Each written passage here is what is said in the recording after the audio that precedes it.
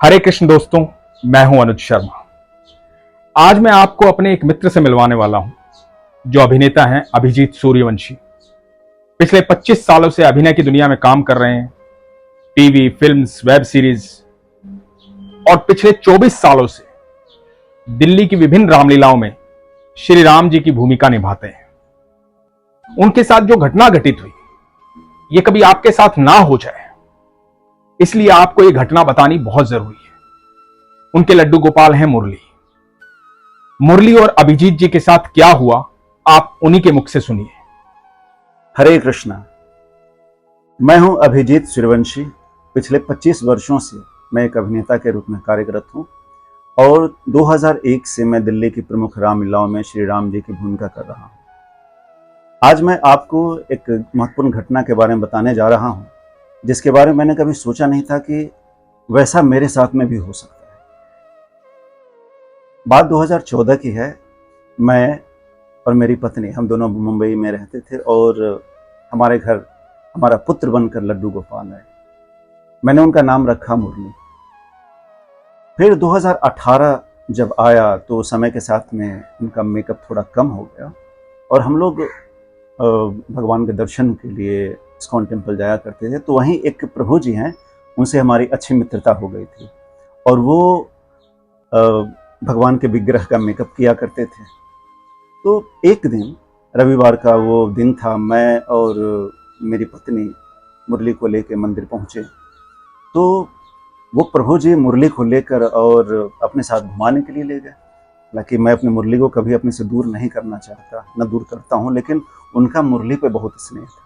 तो उन्होंने कहा कि मैं लेके जाता हूं, कुछ मिठाई, कुछ लड्डू खिला के लाता हूं। तो हमने कहा लेके जाइए। फिर वो लेके गए। शाम के करीब में जब हमारा वहां से निकलने का समय आया तो मेरे मन में बात आई कि मुरली का मेकअप इनको दे दूं करने के लिए या फिर अपने साथ लेके मैं चला जाऊं। हालांकि इच्छा नहीं हो रही थी कि भाई मुरली को दूं, क्योंकि देने के नाम से अंदर में बड़ी धड़कन तेज हो जाती थी मेरी। तो मैंने मुरली से पूछा कि क्या करना है, जाना है प्रभु जी के साथ में, तुम्हारा मेकअप कर देंगे। क्योंकि प्रभु जी ने हमें उस समय कहा था कि आप हमें दे दीजिए मुरली को और हम मेकअप करके आपको कल वापस कर देंगे। तो मुरली से मैंने पूछा कि जाओगे? अब उसकी तरफ देखता था ना जब भी, तो ऐसा लगता था कि जैसे ये बोल रहा है मुझसे। तो उसके चेहरे पे मुस्कुराहट थी। तो मैंने कहा भाई ये जाना चाह रहा है। मैंने वाइफ से भी कहा कि ये जाना चाह रहा है तो कोई नहीं, प्रभु जी ऐसे ही बहुत प्यार करते हैं। तो मैंने कहा कल की ही बात है, कल आके ले लेंगे। तो मैंने प्रभु जी को कहा कि ठीक है, आप ले जाइए मुरली को। बाकी मन बहुत भारी हो गया सच में। मंदिर से निकलने का मन नहीं कर रहा था, ना मेरा, मेरी पत्नी का। तो जैसे ही हम लोग मंदिर से निकलने के लिए तैयार हुए और मंदिर का जो मुख्य द्वार होता है, उस द्वार से हमने अपना पैर आगे निकाला। मुझे पूरा याद है, 2018 वो रविवार का दिन, पैर निकाला और बाहर आते ही मेरे मोबाइल पे घंटी बजी। मेरे भतीजे का फोन था गांव से।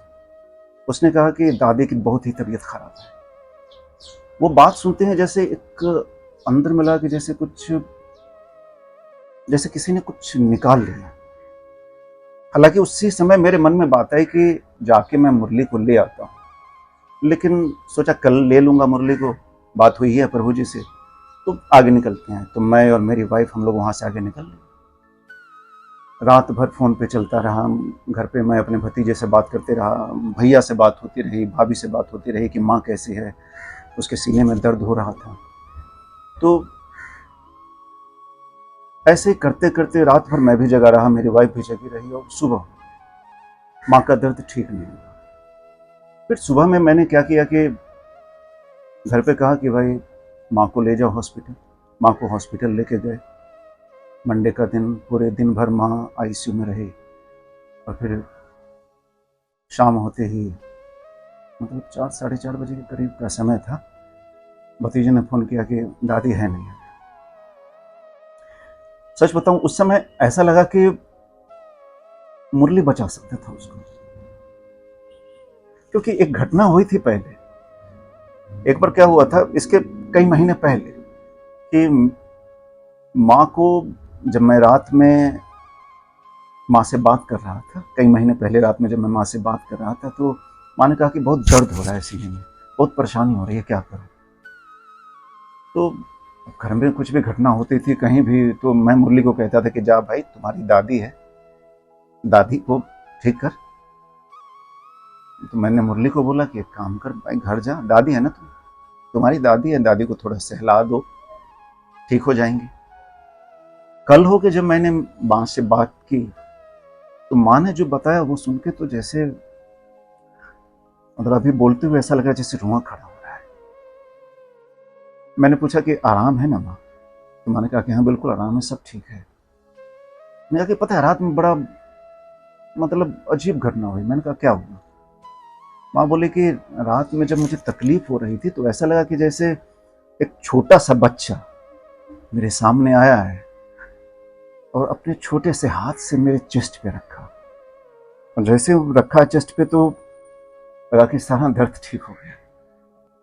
माँ की बात सुन के थोड़ा मतलब रुआं खड़ा हो गया। भगवान की ये जो लीला होती है, एक वो ईश्वर जो हर कण कण में है, जिनके कृपा के बिना कुछ चलता नहीं, जिन्होंने हर चीज को बनाया, जिन्होंने हमें बनाया, हमने प्यार से कहा, उसने हमारी बात मान ली। तो यही घटना मुझे उस दिन याद आई जब माँ हॉस्पिटलाइज थी और डेथ हो गई। तो खैर एकाएक फिर क्या हुआ कि हमें माँ की डेथ हो गई।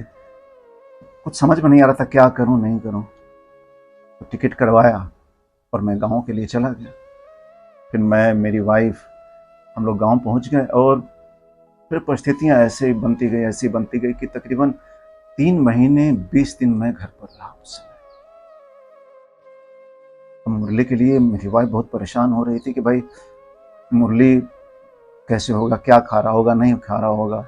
मैंने कहा कोई नहीं भाई, प्रभु जी हैं ना, जो इस्कॉन वाले प्रभु जी जिनके पास में दिया है वो तो हैं, देखभाल तो करेंगे ही ठीक से। माँ की डेथ होने के तकरीबन 3 महीने 20 दिन बाद मैं, मेरी वाइफ, हम लोग मुंबई आए और अपनी मुरली को लाने के लिए मैं प्रभु जी के पास गया। अब प्रभु जी ने जो बात बताई वो सुन के तो जैसे मेरे पैरों तले जमीन खिसक गई। प्रभु जी ने कहा कि भाई आप लोग आए नहीं, तो फिर मैंने मुरली को एक माता जी को दे दिया और वो माता जी मुरली को लेके अमेरिका चली गई। सुन के तो ऐसे लगा कि जैसे पैरों तले जमीन खिसक गई। ये बात जब मैंने अपनी वाइफ को आके बताया तो क्या बताऊं, उसको रो रो के इतना बुरा हाल हो गया था, कह नहीं सकता। बल्कि रात में वो सोती नहीं थी। रात में 12 बजे 2 बजे उठती थी बिछावन से और इतनी जोर से चिल्कार मार के रोने लगती थी जैसे किसी का डेथ हो जाता है ना, तो कैसे। और उसने पूजा पाठ करना सब छोड़ दिया था। बोला कि मैं मंदिर में नहीं जाऊंगी, ना घर में जो पूजा स्थान है मैं वहां पूजा करूंगी, आप मेरे मुरली को लेके आइए। और वो बार बार रोती थी, बोलती थी कि मुरली मुझे छोड़ के चला गया है, वो आएगा नहीं अब। मैंने कहा नहीं हो सकता ऐसा, क्योंकि हमारे पास कोई है नहीं, एक जो है मुरली है। मैं हूं, मेरी पत्नी और भगवान कहूँ, बेटा कहूँ, बेटी कहूँ, माँ कहूँ, माँ बाप कहूँ, तो पूरा जो है मुरली है। मैंने कहा वो आएगा, उसको आना पड़ेगा, चाहे जैसे हो उसको आना पड़ेगा। फिर समझिए कि जब प्रभु जी को बार बार मैंने कहा कि प्रभु जी आप माता जी को फोन लगाइए, अब उन्होंने जो भी उत्तर दिया कि वो आएंगे तब आएंगे, तो मैं फिर इस्कॉन में जाके कंप्लेन किया। मैंने कहा भाई मैंने इनको मुरली को दिया था मेकअप करने के लिए, लेकिन इन्होंने पता नहीं क्या किया है मुरली को। ये मुझसे कह रहे हैं कि आपको मैं दूसरा खरीद के देता हूं। मैंने कहा कि भाई अगर आपका बेटा मैं अपने साथ लेके जाऊं और मैं आपको बाद में कहूं कि मैं आपको दूसरा ला के दे दूं, मैंने कहा क्या तर्क है आपका। मैं उस समय सच बताऊं तो मैं बिल्कुल भूल गया था कि भाई ये भक्त हैं, प्रभु जी हैं। ऐसा लग रहा था कि जैसे किसी ने मेरा कलेजा निकाल लिया। घर जाने का मन नहीं होता था, क्योंकि वाइफ, उसका हाल रो रो के बहुत हुआ पड़ा था बेकार। तो जब इस्कॉन में कहने के बाद में भी कोई उपाय नहीं निकला, फिर मैंने प्रभु जी को कहा कि प्रभु जी अब मैं FIR करूंगा। और बात सचमुच FIR तक पहुंच गई थी। अब वो प्रभु जी डर के मारे मेरे सामने नहीं आ रहे हैं।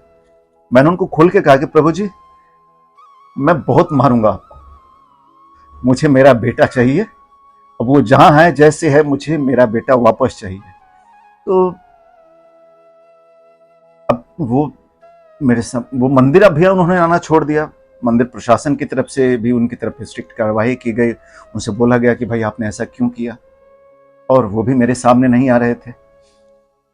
फिर सच बताई हूं कि मुझे भी लगा कि शायद क्या भाई, हम डिवोटी हैं, हम भक्ति करते हैं, लेकिन हम में न वो श्रद्धा है न भक्ति है। हम अगर दिन भर में भगवान का 10 बार नाम ले तो शायद हम हजारों लाखों अपराध करते रहते हैं, पाप करते रहते हैं। मैंने वाइफ को कहा कि देखो, अगर तनिक भी, मैंने फिर वाइफ को समझाया कि देखो, चेतन महाप्रभु कहते हैं ना कि जिसने अपने जीवन काल में भगवान का एक बार भी नाम लिया हो, एक बार भी कृष्ण कहा हो, वो वैष्णव है।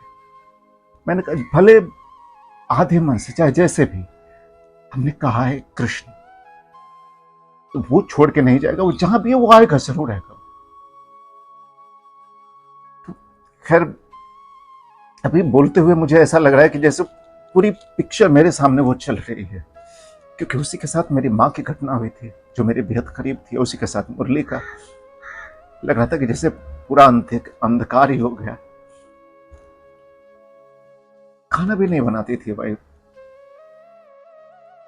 फिर उसी समय लगभग 1 हफ्ते बाद अक्षय तृतीया का दिन था।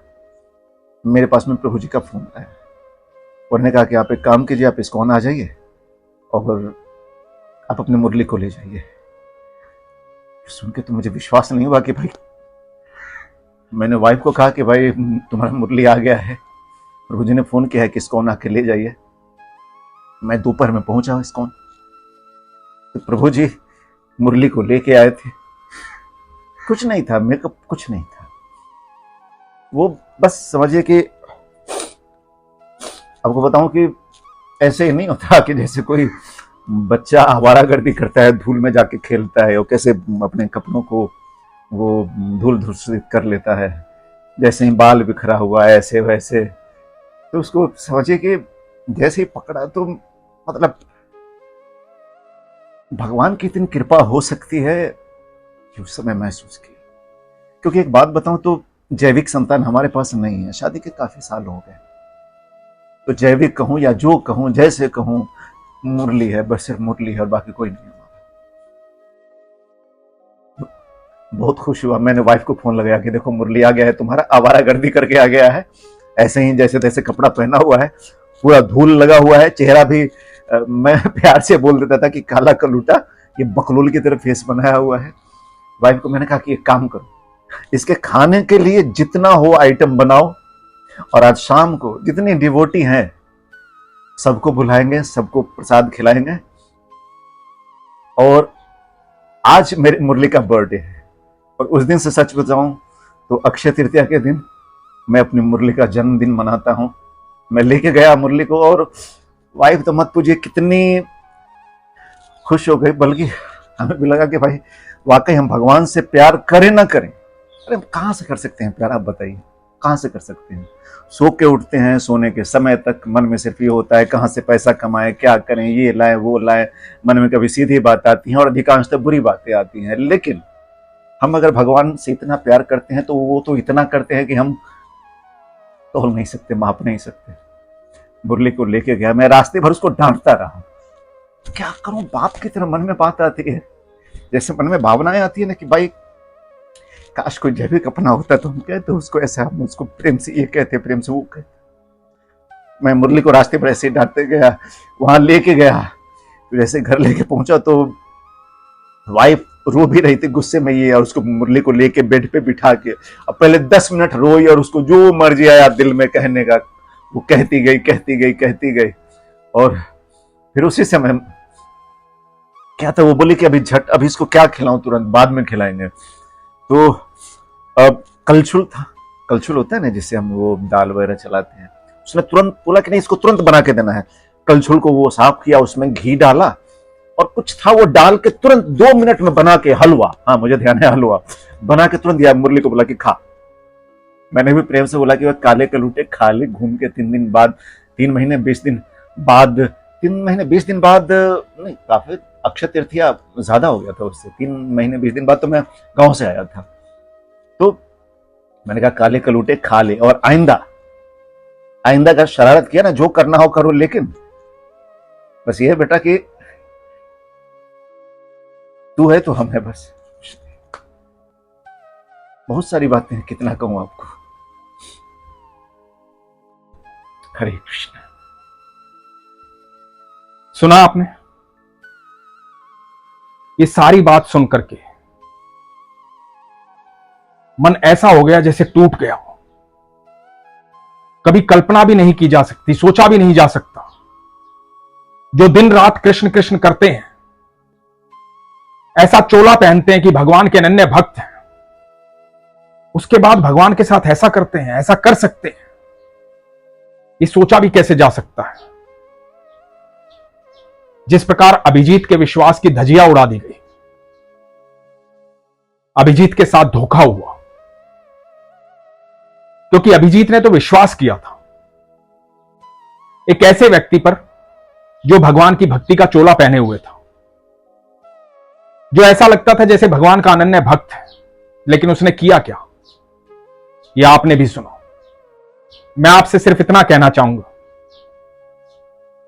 जब आप लड्डू गोपाल अपने घर में लाते हैं तो यह मत समझिए कि वो एक मूर्ति है, वो साक्षात ईश्वर है। आपका स्नेह भगवान को निमंत्रित करता है, आपका प्रेम भगवान को निमंत्रित करता है। जब भगवान से आप प्रेम करते हैं तो भगवान वहां पर आते हैं, उस विग्रह में समाते हैं, आपकी सारी बातें सुनते हैं, सारी इच्छाएं पूर्ण करते हैं, आपके साथ अपना नटखटपन दिखाते हैं। कई भक्त बताते हैं कि जब वो भोग लगाते हैं तो भगवान भोग ग्रहण करते हैं, दूध पिलाते हैं तो भगवान दूध पीते हैं, भगवान उनसे बातें करते हैं, भगवान अपनी अनुभूति करवाते हैं। जब भगवान का और आपका इतना गहरा संबंध है तो किसी भी परिस्थिति में चाहे कुछ भी हो जाए, अपने लड्डू गोपाल को दूसरे को सेवा करने के लिए ना दें। और यदि किसी कारणवश अपने ही परिवार के सदस्य को देना भी पड़े तो देने से पहले 100 बार सोच लें, क्योंकि भगवान आपके घर साक्षात है, विग्रह रूप में। आप भी सचेत रहें, अपने विश्वास को मजबूत रखें, अपना ख्याल रखें। हरे कृष्ण।